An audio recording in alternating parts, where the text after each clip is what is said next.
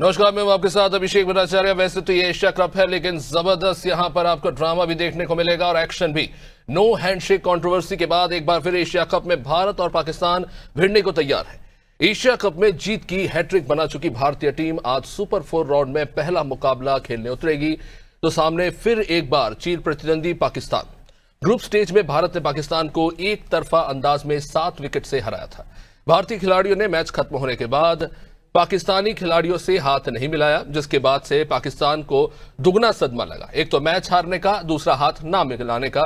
उसके बाद पाकिस्तान तभी से शायद बौखलाया हुआ है। पाकिस्तान टीम ने प्रेस कॉन्फ्रेंस में भी हिस्सा नहीं लिया।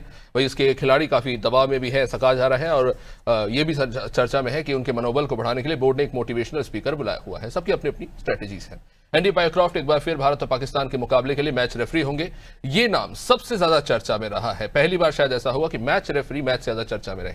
अब ऐसे में आज होने वाला मुकाबला और भी दिलचस्प हो गया है। अब देखने वाली बात होगी कि इस हाई वोल्टेज मुकाबले में कौन बाजी मारेगा और किसे मुंह की खानी पड़ेगी, क्योंकि अब तक बहुत लंबे समय से भारत पाकिस्तान के बीच मैच नहीं हुआ था। एक मैच हो चुका है, तो कहीं ना कहीं दोनों ही टीमें एक दूसरे को नाप तोल चुकी हैं। अब इस मैच को लेकर विस्तार से चर्चा जरूर करेंगे, लेकिन उससे पहले देखिए हमारी ये report.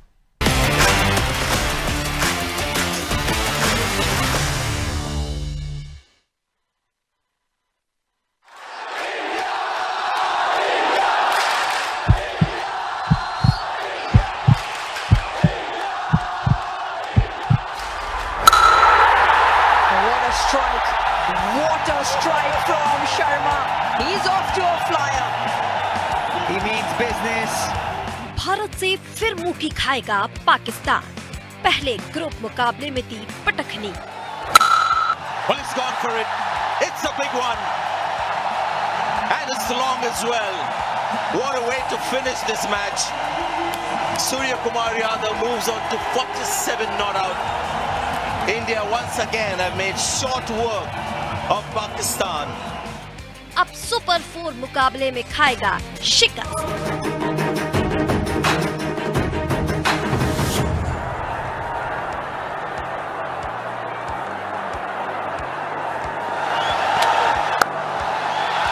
Dawn straight to hand at Dawn. What a start for India. जी हाँ, भारत और पाकिस्तान के बीच नो हैंडशेक वॉर की गूंज अभी थमी भी नहीं थी कि अब एक बार फिर एशिया कप में दोनों टीमों का आमना सामना होने जा रहा है। दोनों चिर प्रतिद्वंदी टीमें दुबई इंटरनेशनल स्टेडियम में आपस में भिड़ेंगी, जहां पाकिस्तान ने ग्रुप ए के मुकाबले में यूएई को 41 रनों से हराकर सुपर 4 में जगह बनाई है। तो वहीं टीम इंडिया ग्रुप स्टेज में अपने तीनों मुकाबले जीतकर सुपर 4 में पहुंची है। ग्रुप स्टेज में भारत ने पहले ही पाकिस्तान को 7 विकेट से रौंदा है और सूर्य कुमार यादव एंड कंपनी की एक बार फिर पाकिस्तान को रौंदने मैदान में उतरेगी। भारत की कोशिश पाकिस्तान को हराकर जीत के साथ सुपर 4 का आगाज करने की होगी। तो वही पिछली बार जब दोनों देश भिड़े थे, तब भारतीय खिलाड़ियों द्वारा हाथ ना मिलाने से पाकिस्तान तिलमिला गया था। पाकिस्तान ने मैच रेफरी को हटाने की मांग को लेकर काफी ड्रामा किया, लेकिन उसे हर बार मुंह की खानी पड़ी। ऐसे में आज होने वाला मुकाबला और भी दिलचस्प हो गया है। अगर बात एशिया कप T20 फॉर्मेट में आंकड़ों की जाए, तो भारत पाकिस्तान में 4 बार हुई भिड़ंत। भारत का पाकिस्तान के खिलाफ पलड़ा भारी। 4 में से 3 मैच टीम इंडिया ने जीते। दुबई में 2 बार हुआ आमना सामना। दोनों मुकाबलों में टीम इंडिया ने मारी बाजी। अब भारत और पाकिस्तान एक बार फिर आमने सामने हैं। इस बार फैंस को एक हाई वोल्टेज मुकाबला देखने को मिल सकता है, क्योंकि भारत की नजर जहां पाकिस्तान को हराकर एशिया का चैंपियन बनने पर होगी, तो वहीं पाकिस्तान की नजर भारत से बदला लेने पर। पिछले कुछ मुकाबलों में भले ही भारत का पलड़ा भारी रहा हो, लेकिन पाकिस्तान की टीम कभी भी वापसी कर सकती है। उनके पास फखर जमान और शाहिद अफरीदी जैसे खिलाड़ी हैं, जो अकेले दम पर मैच पलट सकते हैं। साथ ही दोनों टीमों के बीच ये राइवलरी इतनी बड़ी है कि हर खिलाड़ी अपना 100% देने की कोशिश करेगा। पिच की स्थिति और टॉस भी महत्वपूर्ण भूमिका निभाएंगे, लेकिन अंत में ये सब मानसिक दबाव और उस दबाव में किए गए प्रदर्शन पर निर्भर करता है। ये एक ऐसा मैच है जो सिर्फ क्रिकेट का खेल नहीं, बल्कि भावनाओं का भी संग्राम है। डेस्क रिपोर्ट, अनादि टीवी।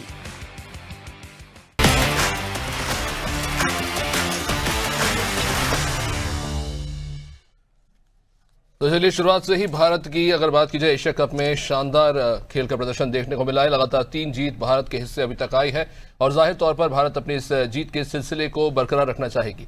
वही बात करें अगर पाकिस्तान की, तो पाकिस्तान का भी खेल अच्छा ही रहा है। अगर भारत का मैच को छोड़ दे तो जो जीते मिली है उसके बाद जाहिर तौर पर पाकिस्तान भी चाहे कि मैच में अच्छे से वापसी करे, लेकिन देखना बड़ा दिलचस्प होगा कि कौन आज किस पर हावी होता है। खैर चर्चा को आगे बढ़ाएंगे। मुजीबुद्दीन हमारे साथ जुड़ रहे हैं क्रिकेट एक्सपर्ट सीधा स्टूडियो से।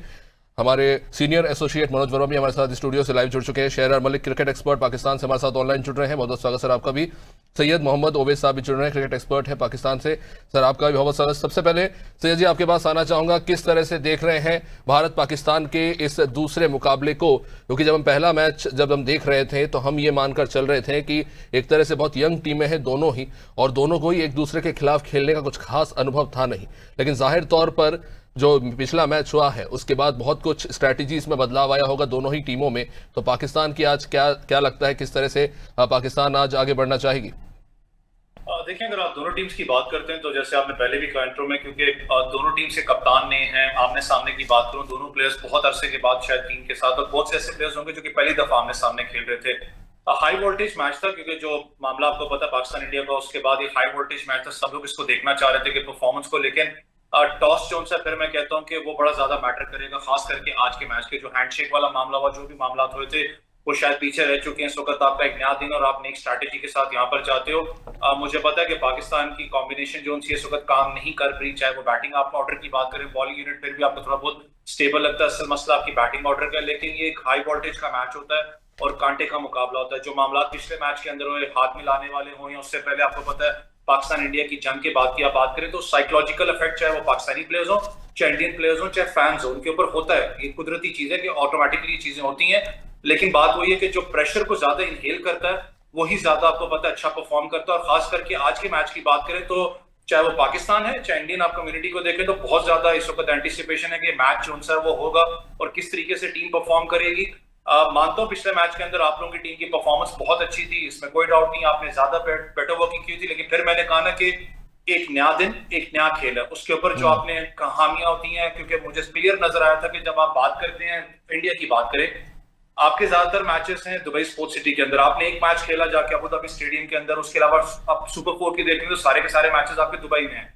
जब आप अबू धाबी स्टेडियम की बात करते हो, मैं पूरी जिंदगी वहां पर खुद भी खेलता हुआ, वहां पर ज्यादा स्पिन ट्रैक और सपोर्ट नहीं होती, वो आपको नजर भी आया जिस तरीके से ओमान ने आप लोगों की फैंटी लगाई थी, तो वो नजर आ रहा था क्लियर कट के कुछ मामलात के अंदर अगर हम देखें तो जो विकेट जहां पर सपोर्ट नहीं करेगी वहां पर टेस्ट होगा इंडियन बैट्समैन भी, क्योंकि इंडिया की अभी तक अगर आप स्टेज मैचेस जी सी जी कंटिन्यू कीजिए। कुछ आप अगर अभी स्टेज मैचेस के अंदर भी देखें तो इससे आप लोग एग्री भी करेंगे कि इंडिया की टीम के ऊपर अभी प्रेशर नहीं आया।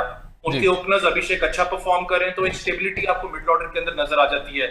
जहां पर अगर जल्दी खिलाड़ी आउट होते हैं, जो एक सस्टेनेबल होता है ना कि आप प्रेशर को सस्टेन करके आगे निकलते हो, वो अभी तक पूरे स्टेज मैचेस के अंदर नजर नहीं आया। तो अगर वो चीज आ जाती है, उससे किस तरीके से बाहर निकलना है, वो एक नया चैलेंज होगा इंडिया के लिए। आज चाहे बॉलिंग यूनिट की आप बात करें, पिछले मैच के अंदर बुमराह नहीं थे मानता हूं, लेकिन जब बॉलिंग यूनिट स्पिनर्स की बात करें, क्योंकि इंडिया इसको ज्यादा डोमिनेट करता है स्पिन बॉलिंग ऑप्शन के ऊपर, जहां पर आपने देखा कि उन लोगों ने जिस तरीके से कुलदीप यादव को खेला, उन लोगों ने जो बॉलिंग यूनिट को जिस तरीके से सामना किया, ओमान ने, मुझे पता विकेट में ज्यादा स्पिन नहीं था, दैट शो कि आप प्रेशर जो उनसे इंडिया के ऊपर माउंट हुआ था। फिर मैं कह रहा हूं कि अभी टेस्ट नहीं हुआ इंडिया का मिडिल ऑर्डर, ना उनको ऐसी कोई प्रेशर सिचुएशन हुई है, जहां पर होगी वहां से साइकोलॉजिकली किस तरीके से वापस आता है वो पिछले मैच में नजर आ गया था।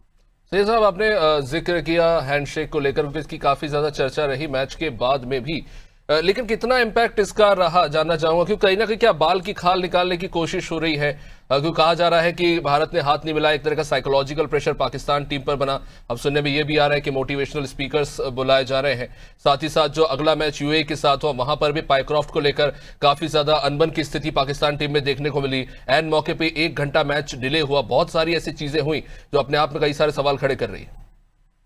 देखिए, जो मामला हुआ था, अगर ऐसे स्पोर्ट्समैन आप बात करें तो शायद नहीं होना चाहिए था ऑन द फील्ड। अगर स्लो एंड स्टेजल इजीली अगर मैं बात करता हूं, ओमान के खिलाफ मैच के अंदर सूर्य कुमार यादव हमारे पाकिस्तान के प्लेयर्स हैं जिनसे हाथ भी मिलाते हैं, गले भी मिलते हैं। अंपायर की बात करूं अफरीदी की, वो भी पाकिस्तान से, उनसे आप हाथ मिलाते हो, गले भी मिलते हो।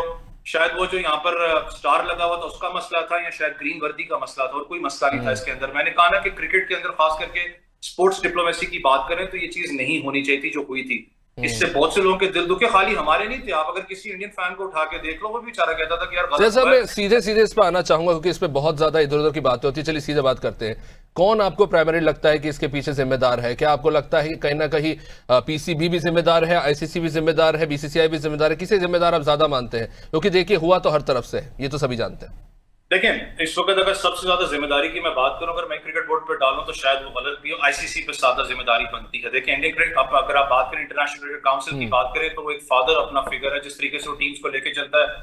चाहे वो आप बात करें, रूल्स एंड रेगुलेशन उसी तरफ से आते हैं, और आप अनफॉर्चुनेटली अगर आप एक्शन नहीं लेंगे इन मामला के ऊपर, और मैच से पहले अगर ये स्टेटमेंट्स आएंगी कि नहीं जी आपने ये नहीं करना, आपने वो नहीं करना, तो ये चीजें जो सी हैं वो दुख देंगी। और ये होता हुआ है, अनफॉर्चुनेट है, क्योंकि जब आपको याद हो पहले भी बहुत दफा ऐसे मामला के अंदर हुआ है जहां पर चाहे आप बात करें आईपीएल की, स्पेसिफिकली बात करें, one of the biggest leagues आप लोगों की मैं मानता हूं, लेकिन एक आपको डुअल रोल प्ले करता हुआ आईसीसी नजर आता है कि जब आईपीएल होती है पूरी दुनिया क्रिकेट आप लोग होल्ड पे कर देते हैं, जो कि वो भी नाइंसाफी है। लेकिन थोड़ी एक पक्षीय बात नहीं हो रही है, क्योंकि देखिए सैयद साहब, ठीक है आप आईक्रॉफ्ट की बात करें, सबसे ज्यादा आपने उन्हें ब्लेम किया, लेकिन जब मना किया गया, क्योंकि एक रूल है आईसीसी का कि जहां पर प्लेयर्स और मैनेजमेंट आपस में बात कर रहा हो वहां पे वीडियोस और पिक्चर्स शूट नहीं किए जाते, और इसको लेकर बहुत क्रिटिसिज्म आया था कि आपकी तरफ से जो है उसके वीडियोस और पिक्चर जो है सर्कुलेट किए गए।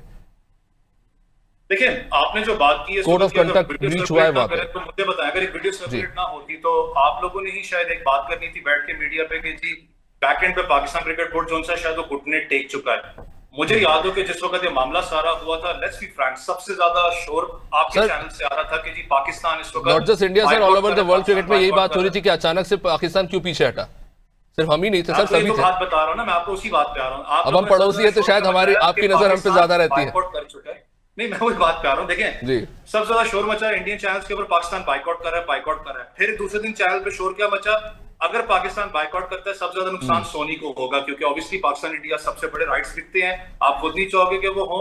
ये सारे जितने मामला हुए थे, ऑन अ सीरियस नोट में कहता हूँ कि इस पे आईसीसी को स्टैंड लेना चाहिए था। पिक्चर की आपने बात की, वीडियो की बात की, कल को अगर वो ना आता, मुझे पता है यहाँ पर ही बैठ के आप मुझे कहते ये सब झूठ है, बैकएंड पे सारे मामला हुए, कोई भी चीज एविडेंस आपके सामने नहीं है। फिर लोगों ने कहा जी ऑडियो क्यों नहीं आपने दी।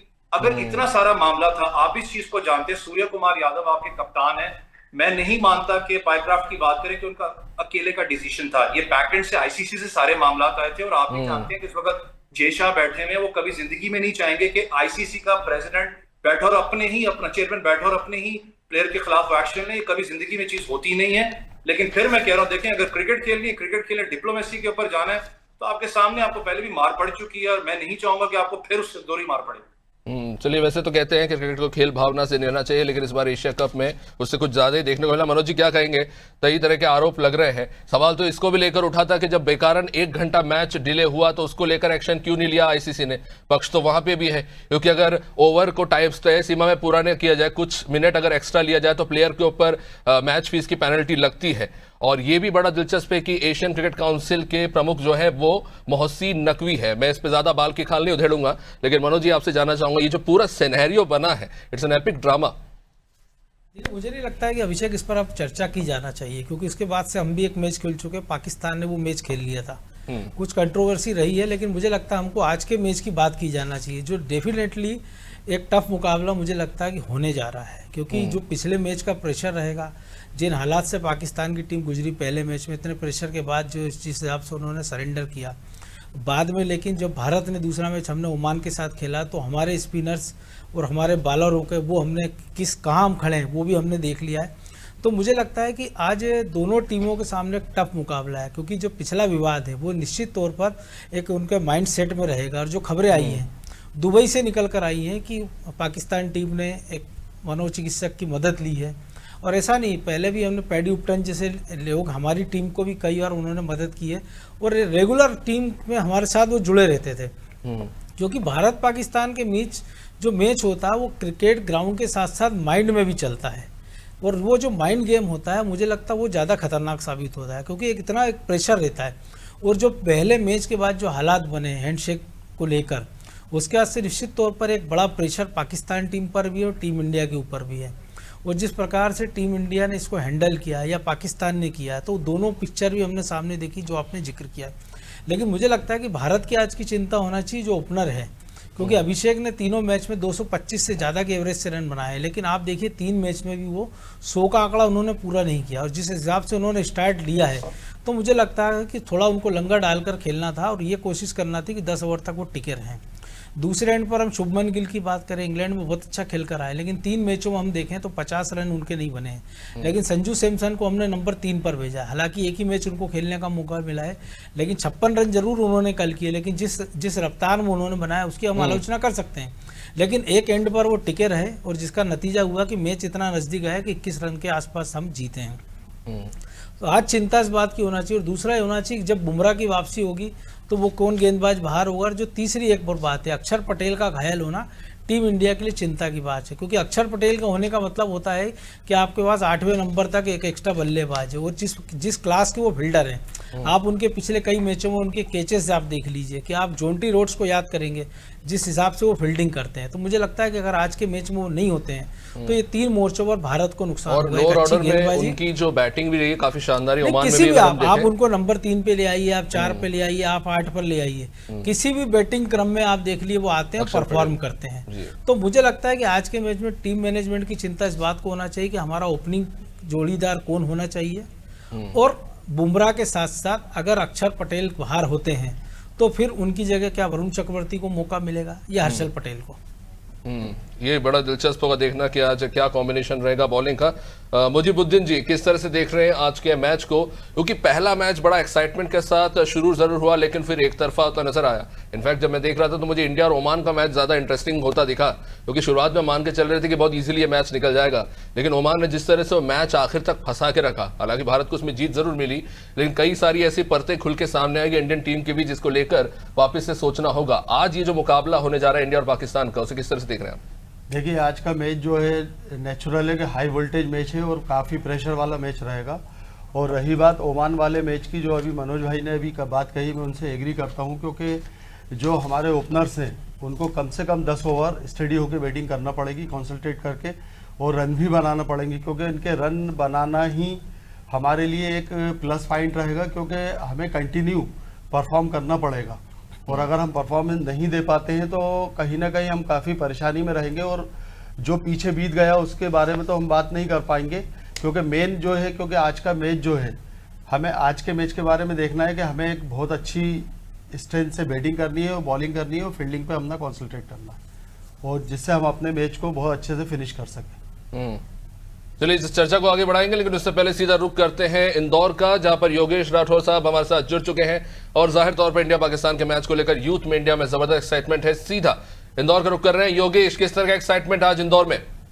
देखिए, भारत पाकिस्तान के मैच को लेकर आज जो है बड़ा ज्यादा उत्साह है। पिछली बार तो हमने ऑपरेशन सिंदूर का बदला ले लिया, लेकिन जो अब भारत पाकिस्तान का आज का मैच है इसको लेकर बहुत ज्यादा एक्साइटेड है। और ये जो जिस जगह पर खड़ा हूं, ये साकेत नगर का बहुत ही फेमस साकेत नगर, और यहाँ मतलब जब भी कोई भारत पाकिस्तान का मैच होता है और ऐसा कोई इवेंट आता है नवरात्रि के दौरान, तो यहाँ पर बड़ी सी स्क्रीन लगाई जाती है और पूरे जो इस एरिया के क्षेत्र के लोग हैं वो बड़ी सी स्क्रीन पे इसका आनंद लेते हैं। तो यहाँ पर आज भी बड़ी सी स्क्रीन लगी। पिछला जब मैच हुआ था, जब गरबे की टूर्नामेंट गरबे की तैयारी चले थे, तब बच्चों ने, गरबा पार्टिसिपेंट्स ने अपना गरबा रोककर पूरा मैच देखा, उत्साह के साथ चारों तरफ ध्वज लगाए गए थे। तो आज किस तरह का उत्साह हम जानते हैं, किस तरह का उत्साह आज देखते बनता। भारत पाकिस्तान के मैच को लेकर आप क्या कहेंगे?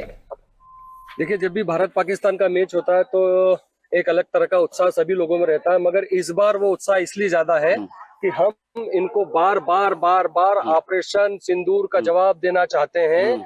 जो इन्होंने दुर्दांत आतंकवादी घटना वहां पे करी थी, उसका मुंह तोड़ जवाब हमने इनको पहले भी दिया था और अभी भी इसलिए दे रहे हैं। पहले इसका विरोध हो रहा था, हमने मैच को खेल के ये सिद्ध किया है कि हम वहां भी मारेंगे और यहाँ भी मारेंगे। तो पिछला मैच तो आपने बड़ा उत्साह से देखा था, आज किस तरह का उत्साह दिखाई देगा? आज भी उसी तरह का उत्साह है। हम आपको फिर बोल रहे हैं कि हमने जो पहले दोहराया था हम फिर दोहराएंगे। इनको हमने 2012 के बाद बार मारा, इस बार तीसरी बार फिर मारेंगे। तो विशाल जी, ये बताइए कि आज मैच में कौन बेहतर खेल सकता है? क्या रणनीति होगी? अगर आप क्रिकेट भी खेलते हैं और आपने मैचेस भी बहुत देखे, कैसे रणनीति होना चाहिए कि जो जीते? और क्या लगता है भारत कितने अंतर से जीतेगा? और क्या भारत बैटिंग करेगा, बेहतर रहेगा, बॉलिंग करेगा? भारत बैटिंग करेगा तो ज्यादा बेहतर रहेगा, और टारगेट जो रहेगा वो लगभग 250 प्लस ही रहेगा। और बहुत तगड़ा मैच मारेंगे, अच्छा मैच मारेंगे। आज अभिषेक शर्मा, हार्दिक पांड्या, इनकी उपलब्धियां अलग ही दिखेगी और धमाकेदार दिखेगी, मजा आएगा मैच में। आप भी खिलाड़ी भावना से बड़ा, बहुत देर से मैंने पिछले हफ्ते भी देखा था, आज के मैच को लेकर क्या कमेंट्स होंगे आपके भारत पाकिस्तान के मैच को लेकर? बस यही उत्साह, जैसे साकेत परिवार सब साथ में बैठ के मैच देखेगा और इंडिया को सपोर्ट करेगा हर बार की तरह, और मुंह तोड़ जवाब देंगे हम। देखिए अभिषेक, मैं आपको बता दूं कि 10-15 सालों से लगभग भारत पाकिस्तान के जो मैचेस है वो तगड़ा भारी रहा, हमेशा पलड़ा भारी रहा, और 4-5 साल में एक तरफा मुकाबला रहा, एक तरफा भारत का पाकिस्तान के साथ में जीता। और आज जो लेकर इंदौर में और भी उत्साह है। अगर आपको कोई सवाल करना तो हमारे साथ में जो खिलाड़ी हैं वो भी है, और एज ए देशभक्त और भारत को चीयर करने के लिए भी है, तो हम उनसे भी जानेंगे कि कैसे इस मैच को लेकर लोगों की प्रतिक्रिया। इस मैच को लेकर पिछला मैच तो हमने बहुत अच्छे तरीके से जीत लिया था और बड़ा रोमांच रहा, आज क्या उत्साह रहेगा और कितनी संख्या में यहाँ पर लोग आगे इस मैच को देखेंगे? 600 से 700 लोग हम लोग यहाँ पे इकट्ठा होंगे मैच देखने के लिए। आज शाम को पूरा परिवार साकेत का बैठ के साथ में मैच देखेगा। हम लोगों ने प्लान करा ब्लू जर्सी में और इंडियन जर्सी में सब लोग बैठ के मैच देखेंगे, और हाई लेवल है, बिल्कुल इंटेंस गेम है, तो उत्साह एकदम पीक पे है। योगेश, उनसे जरूर पूछिए कि पाकिस्तान के लिए सबसे बड़ी चुनौती क्या रहेगी इस मैच में? क्या आपने सुना, क्या रहेगी पाकिस्तान के लिए चुनौती?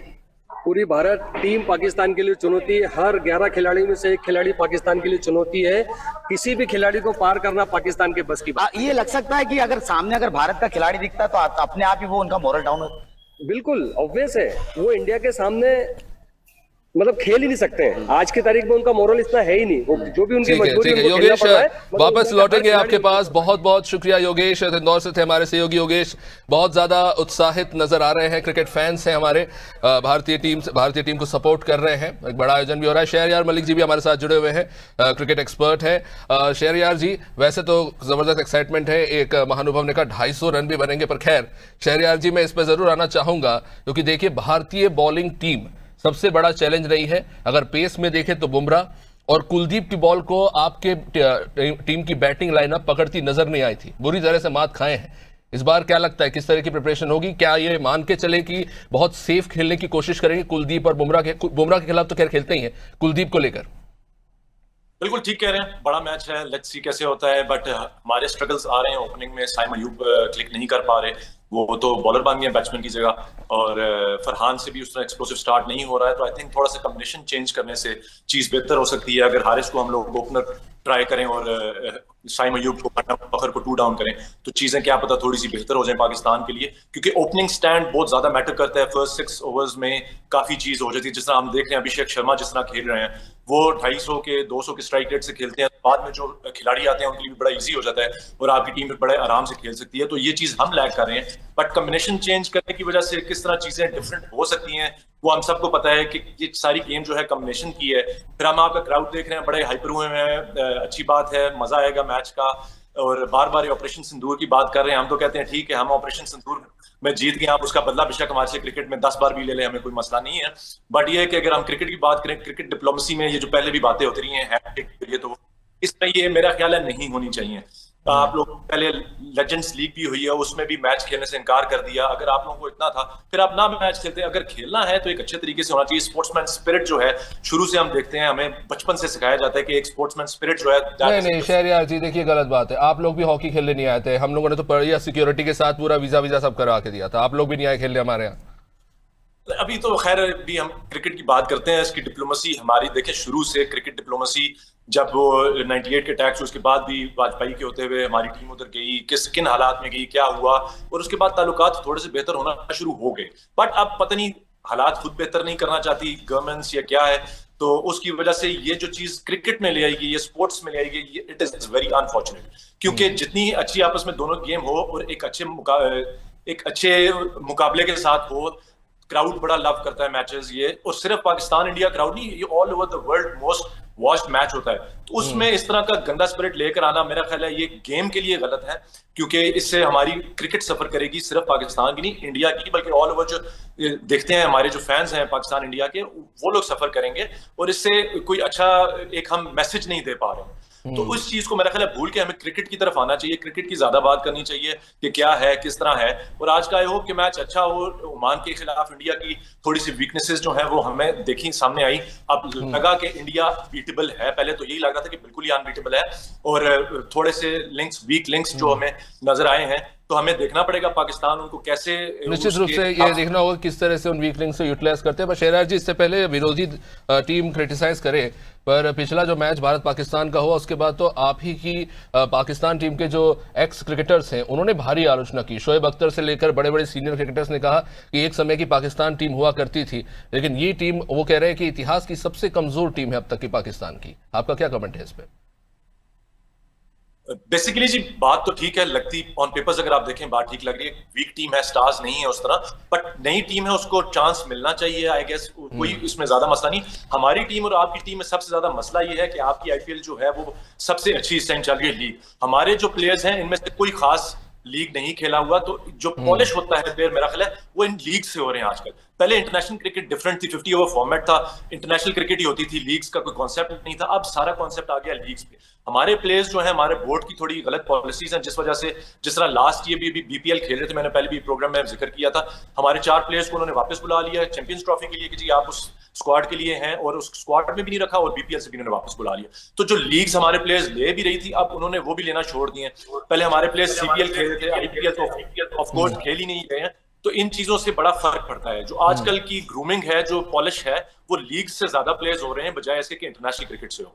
तो हम लोग उस चीज पे लैग करें, बट आई एम श्योर कि it is not an easy piece of cake for India today. हमारी टीम भी ठीक है, मोरल हाई है, और होपफुली इस पर लौटूंगा जरूर मैं, लेकिन जो बात कही शहरियार जी ने बड़ी महत्वपूर्ण है कि जितना क्रिकेट पाकिस्तान को शायद खेलना चाहिए वो नहीं खेल पा रहे हैं, उन्हीं की बोर्ड की कुछ फैसलों के चलते। मनोज जी किस तरह से कहेंगे, क्योंकि ये बात तो वाकई में सच है कि इंडियन प्लेयर्स में तो इतना ज्यादा अगर देखा जाए कि एक तरह से बोझ ही बन गया आज के टाइम पे, इतने सारे टूर्नामेंट, इतने सारे लीग्स रहते हैं कि एक तरह से कह सकते हैं उसको मैनेज करना एक बहुत बड़ा चैलेंज बन गया है इंडियन टीम के लिए। और कहीं ना कहीं इसका एक प्लस पॉइंट ये है कि हमारे पास बहुत ज्यादा एक तरह से कह सकते हैं कि एक बेनिफिट है कि हम इतने सारे मैच खेलते हैं, तो उसका जो एक्सपीरियंस है वो हमारे साथ इंटरनेशनल टूर्नामेंट्स में काम आता है।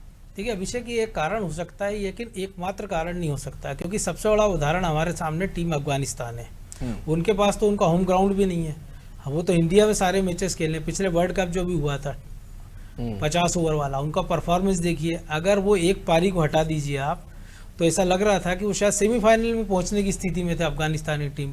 और कंटिन्यूस वो लगातार अगर इस वाले हम एशिया कप को छोड़ दें तो उनका परफॉर्मेंस आप देखिए लगातार उसका अच्छा हुआ है जी। तो ये कारण हो सकता है कि लीग के कारण, लेकिन आप देखिए जो सिचुएशन बनी कि मान लीजिए श्रीलंका की टीम जाती है, आतंकी हमला हो जाता है, जिसके कारण दुनिया के बाकी देश आपके यहाँ नहीं जा पाते हैं, फिर आपको जो दूसरी जगह जाकर क्रिकेट खेलना पड़ता है, उसके कारण एक बड़ा डिफरेंस आता है। दूसरी एक बात है कि जिन कारणों से आपने जो जिक्र किया नई टीम का, क्योंकि जिन कारणों से बाबर आजम और रिजवान को आपने ड्रॉप किया पाकिस्तान टीम ने, कि वो धीमी बल्लेबाजी करते हैं। और आप देखिए कि इंग्लैंड की टीम में बेजबाल, इंग्लैंड की टीम ने, और हमने इंडिया के जो टेस्ट मैच आप देखिए कि अगर हम 6 के रन और औसत से इंग्लैंड भी रन कर रही है, 5 के औसत से हम टेस्ट में रन कर रहे हैं, और अगर पाकिस्तान के बल्लेबाज T20 के अंदर अगर 5 या 6 या 7 के एवरेज से अगर रन बनाएंगे पावर प्ले में, तो आप कैसे उम्मीद करेंगे कि वो टीम आपको चैलेंज कर पाएगी किसी दूसरी टीम को, या अच्छा कर पाएगी। आप देखिए 3 मैच की हम बात करें तो सही सैम अयूब की बात करें, बहुत अच्छी बॉलिंग उन्होंने की।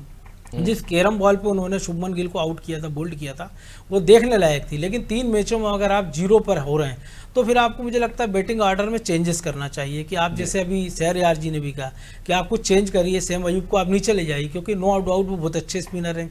भारत के खिलाफ जो 3 विकेट गिरे थे वो उन्होंने लिए थे, लेकिन केवल एक मैच के परफॉर्मेंस आप ऐसा नहीं कि आप किसी एक खिलाड़ी को 3-4 मैच खिलाएं, क्योंकि आपके पास ज़्यादा वक्त नहीं है। जैसे मैंने अभी जिक्र किया शुभमन गिल का कि इतने बड़े वर्ल्ड क्लास बैटर हैं वो, लेकिन 3 मैच में अगर वो परफॉर्म नहीं कर पा रहे हैं तो ज़रूरत है कि आप ऐसे क्रूशियल मैच में उनको हटाइए, किसी और को लाइए। हम देखिए हमने तो हमारे जो नंबर 1, लेकिन मनोज जी हमारे पास इतने सारे ऑप्शंस भी तो है, क्या पाकिस्तान के पास उतने ऑप्शंस अवेलेबल है? इनफैक्ट हमारे पास तो 3 फॉर्मेट के लिए 3 अलग अलग टीम है लगभग, ऐसा लगने लगा।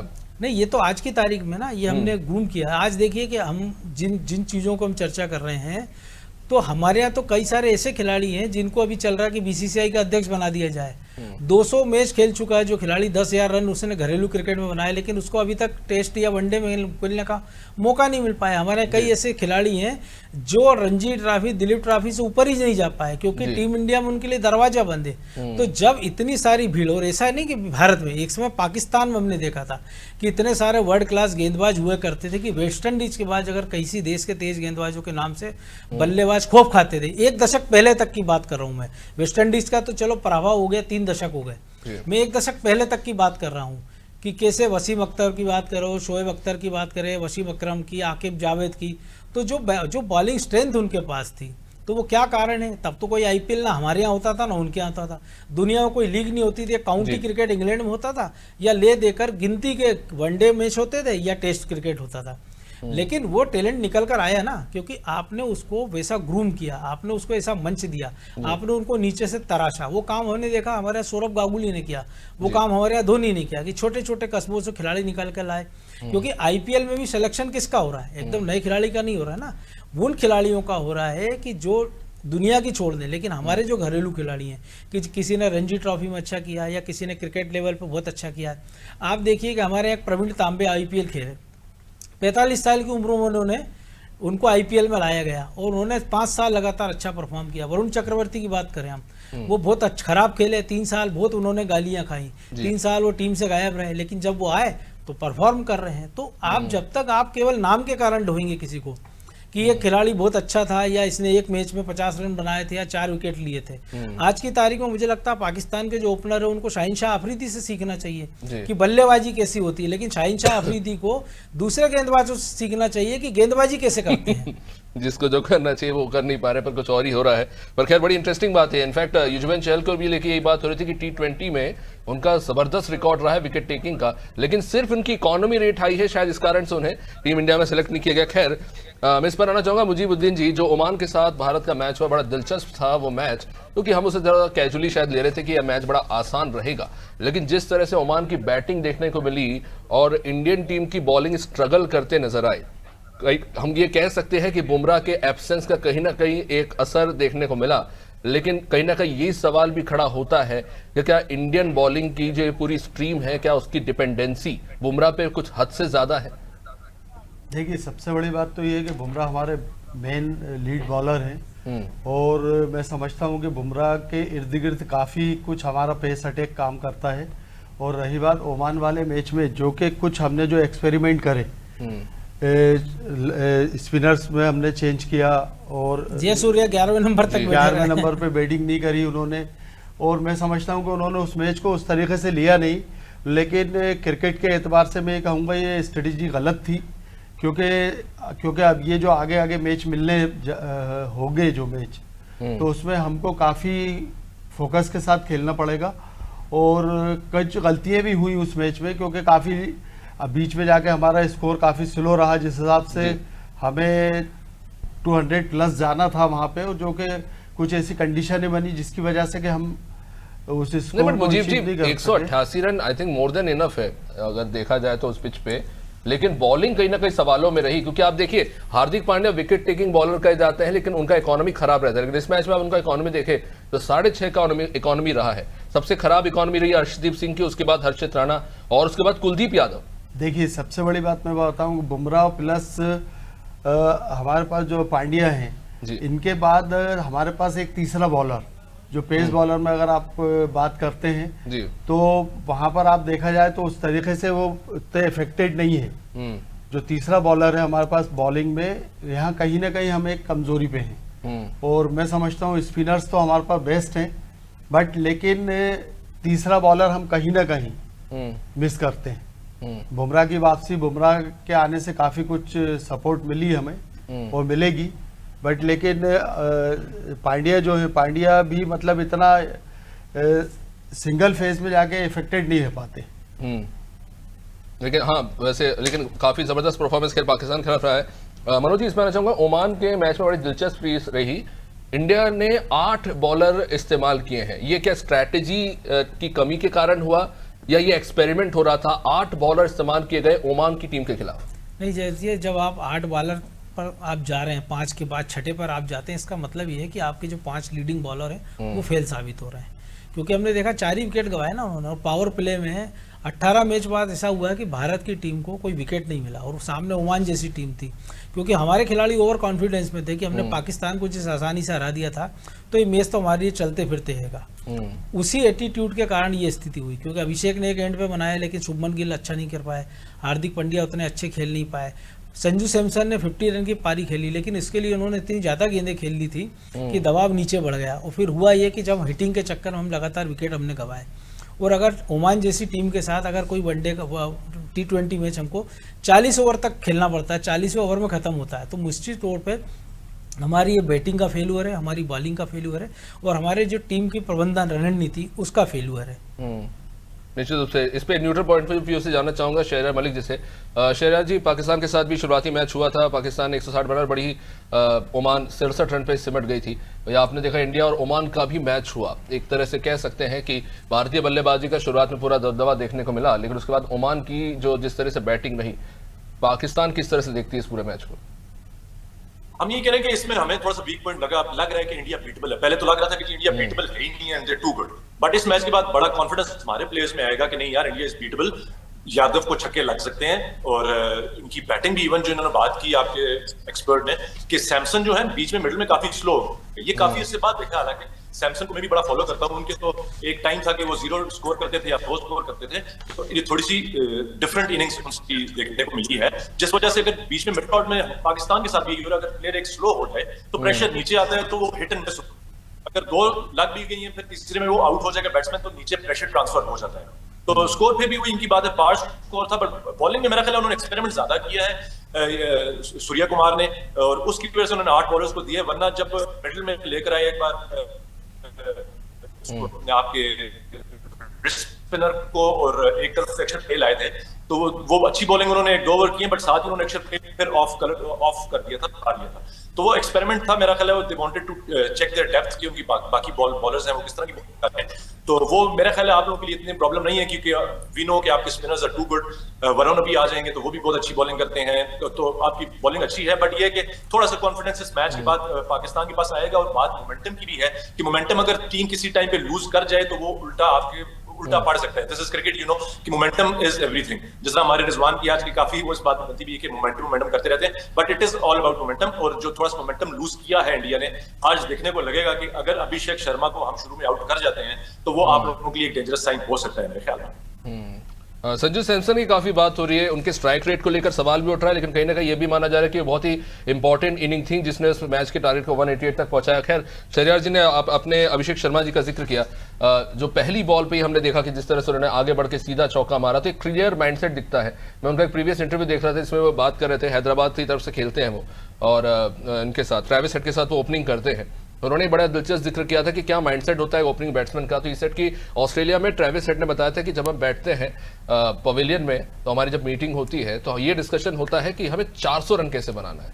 We are not discussing about कि हमें क्या खेलने का है। तो इस तरह के माइंडसेट के साथ ओपनिंग प्लेयर उतर रहे हैं, और कहीं ना कहीं अभिषेक शर्मा ने जिस तरह से अलग अलग इनिंग में खेला है, तो कहीं ना कहीं वही माइंडसेट नजर आता है कि he is going for runs, और एक वो स्ट्रेट माइंडसेट के साथ जा रहे हैं कि जो बॉल आएगी मारने वाली वो मैं हिट करूंगा, भले ही सामने कोई भी बॉलर हो। क्या एक बड़ा चैलेंज पाकिस्तानी बॉलर्स के लिए शुरुआत में अगर आप विकेट नहीं ले पाए तो 6 ओवर पावर प्ले के भारी पड़ सकते हैं।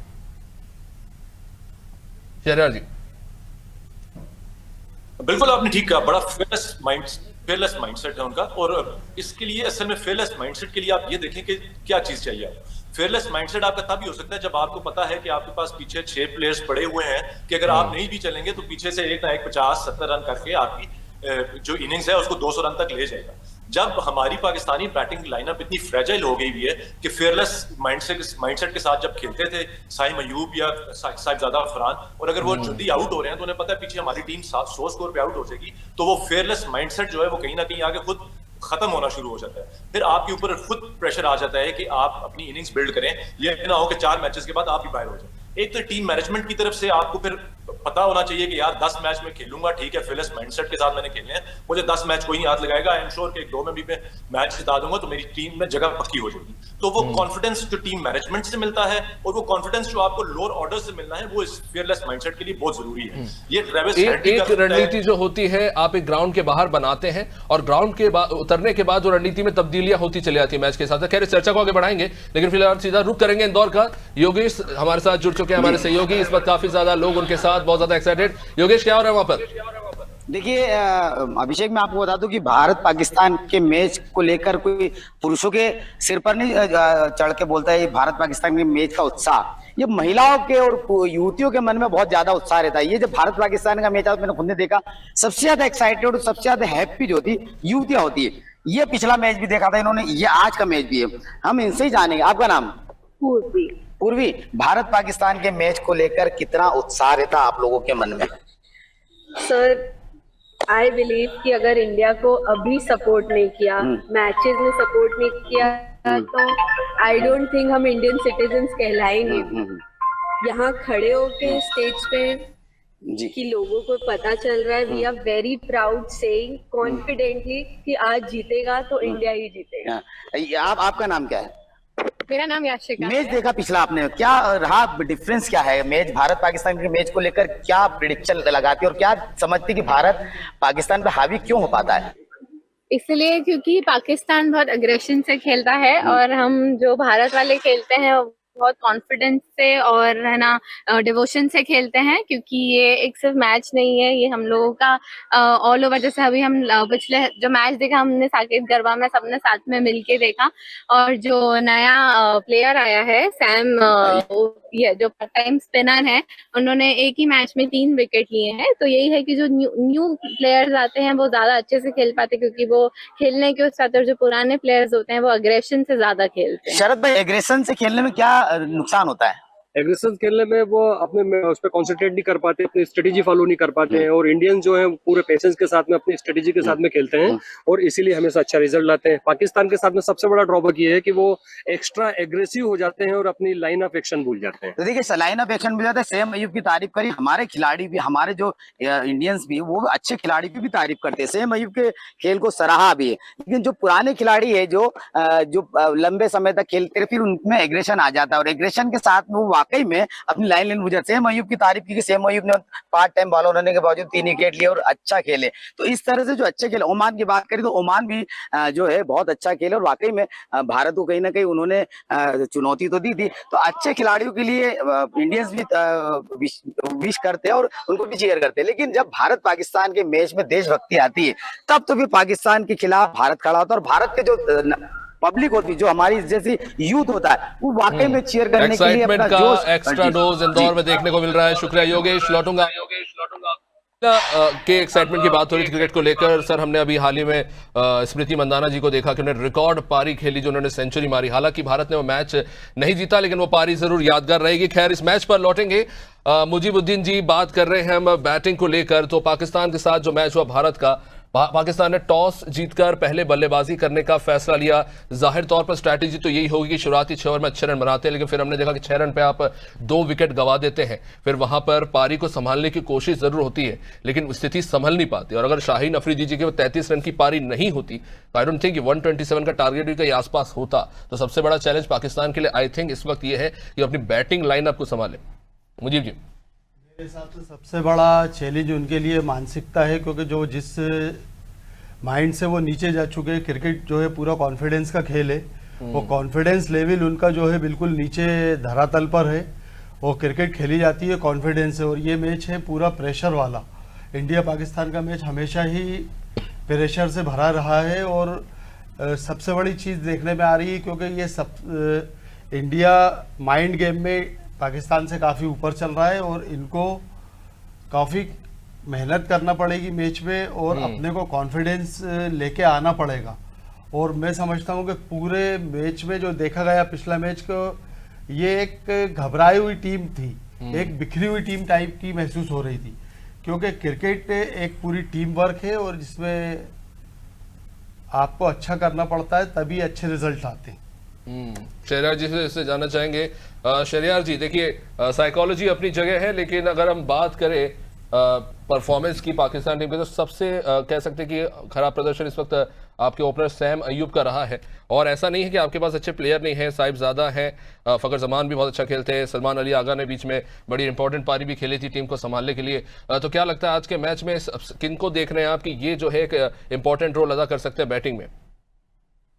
मेरे ख्याल में ओपनर्स पे ज्यादा गेम है हमारी। ओपनर्स अगर हमें अच्छा स्टार्ट दे जाते हैं तो मिडिल ऑर्डर भी थोड़ा सा टाइम लेके सेटल हो सकता है। उसमें मेरे दोबारा, जैसा मैंने पहले शुरू में जिक्र किया था कि मेरे ख्याल में हारिस से ओपन करवा देना चाहिए। थोड़े हैं भी एक्सप्लोसिव टाइप है, शेल में नहीं खेलते हैं, और अगर उनका हमें क्लिक कर जाते हैं, अगर वो हमारे लिए 20 बॉल्स भी खेल जाते हैं, जिस तरह आप अभिषेक शर्मा आप लोगों को स्टार्ट देते हैं, तो वी कैन एक्सपेक्ट कि हमें भी उस तरह का एक स्टार्ट मिल जाए। और अगर वो हमें दे जाते हैं तो फिर हमारे लिए थोड़ी सी चीजें मिडिल ऑर्डर के लिए इजी हो जाएंगी। Salman Ali Agha is a very good player of spinners, और अगर वो उनको काउंटर कर देते हैं फिर साथ में लोअर ऑर्डर हमारा जो है वो अटैकिंग क्रिकेट खेल ले, तो उन पे हमें ज्यादा बैंक करना पड़ेगा। हसन नवाज बहुत अच्छे एक्सप्लोसिव बैट्समैन है, अभी तक क्लिक कर नहीं सके हैं, उनसे बड़ी उम्मीदें वाबस्ता थी, तो उनके अच्छे फॉर्म में देखना हमारे लिए बड़ा जरूरी है। वरना मिडिल ऑर्डर हमारा उनसे पहले के भी मैचेस उठा के देख लें तो स्ट्रगल ही किया। बीच में खुशदिल शाह को कभी ट्राई कर लेते हैं, कभी किसी और को ले आते हैं, पर हसन नवाज का क्लिक करना is very necessary for us, क्योंकि उन पे हमारा लोअर मिडिल ऑर्डर बड़ा बैंक करता है और वो पावर हिटर हैं, बड़े इजीली 6 मार सकते हैं।